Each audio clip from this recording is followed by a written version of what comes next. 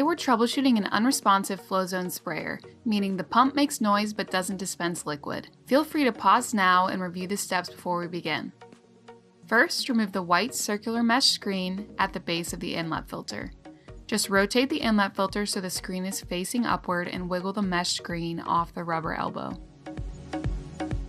If your mesh screen is dirty, now's a great time to clean it to prevent clogging due to debris buildup. Simply run it under water and wipe it with a clean cloth. Next, install the battery and turn the sprayer to the highest setting. Grab a garden hose or something similar and position it over the inlet tube opening. Switch on the garden hose and direct a strong stream of water into the rubber inlet elbow. Quickly engage and release the trigger repeatedly until liquid starts to flow. Finally, reinstall the circular mesh screen onto the inlet tube and rotate the inlet filter until it's flush with the bottom of the tank.